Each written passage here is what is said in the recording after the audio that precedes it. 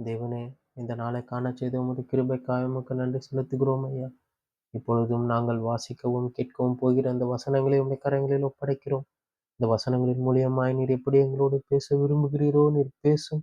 உம்முடைய வசனங்கள் எங்கள் இருதயத்தை புடமிட்டு உமக்கென்று எங்களை அர்ப்பணிக்க நீர் கிருபையை தந்து காத்துக்கொள்ளும்படியா என் மீட்பும் இரட்சகருமாகிய இயேசுவின் நாமத்தில் ஜெபிக்கிறேன் பிதாவே. ஆமென், ஆமென். நீதிமொழிகள் 20ஆம் அதிகாரம். திராட்சரசம் பரியாசம் செய்யும், மதுபானம் அமளி பண்ணும், அதனால் மயங்குகிற ஒருவனும் ஞானவான் அல்ல. ராஜாவின் உருக்குதல் சிங்கத்தின் கெர்ச்சிப்புக்குச் சமானம். அவனை கோபப்படுத்துகிறவன் தன் பிராணனுக்கே துரோகம் செய்கிறான். வழக்குக்கு விலகுவது மனுஷனுக்கு மேன்மை.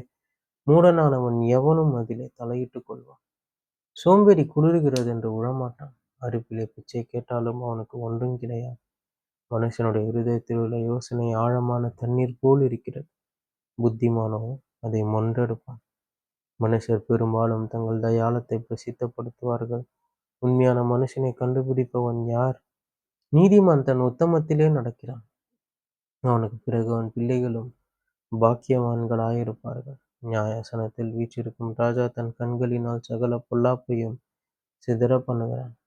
என் இருதயத்தை சுத்தமாக்கினேன், என் பாவமற துப்புரவானேன் என்று சொல்லத்தக்கவன் யார்? வெவ்வேறான நிலைக்கல்லும் வெவ்வேறான மரக்காலும் ஆகிய இவ்விரண்டும் கர்த்தருக்கு அருவருப்பானவைகள். பிள்ளையானாலும் அதன் செய்கை சுத்தமோ செம்மையோ என்பது அதன் நடக்கையினால் விளங்கும். கேட்கிற காதும் காண்கிற கண்ணும் ஆகிய இவ்விரண்டையும் கர்த்தர் உண்டாக்கினார்.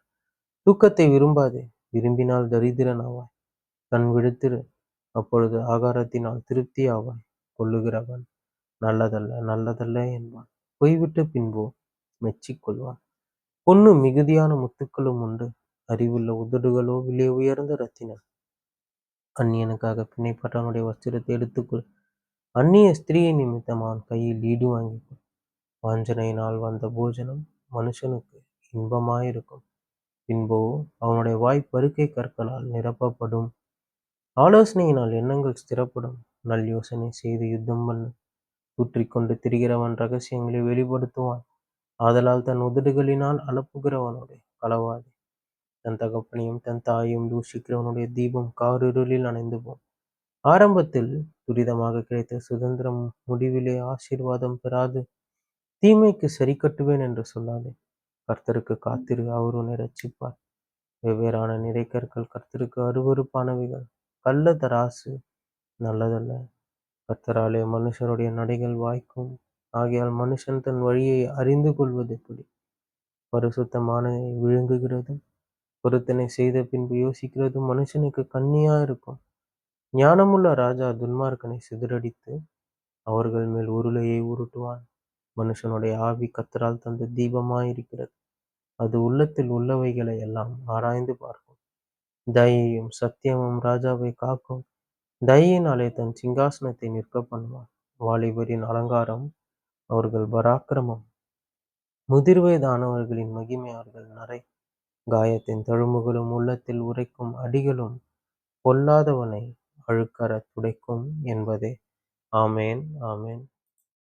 இப்பொழுது கேட்ட இந்த வசனங்களுக்காக உமக்கு நன்றி செலுத்துகிறோம். ஒவ்வொரு நாளும் உமது வசனங்களை கேட்கவும் அதன்படி நடக்கவும் இன்னும் அந்த கிட்டி சேரவும் எங்களுக்கு நீர் கிருபையை தந்து நீர் நடத்தும் ஐயா. நீர் எங்களோடு இரு. நாள் முழுவதும் உம்முடைய கிருபை எங்களை தாங்கி கொண்டு நாங்கள் உம்மை பற்றி கொண்டு எப்பொழுதும் உம்முடைய சமூகத்தில் தரித்திருக்கிறவர்களாய் மாற்றி எங்களை நீர் நடத்தும். நீர் ஆசீர்வதித்து காத்து பாதுகாத்துக் கொள்ளும். இயேசுவின் நாமத்தில் ஜெபிக்கிறேன் பிதாவே. ஆமீன், ஆமீன்.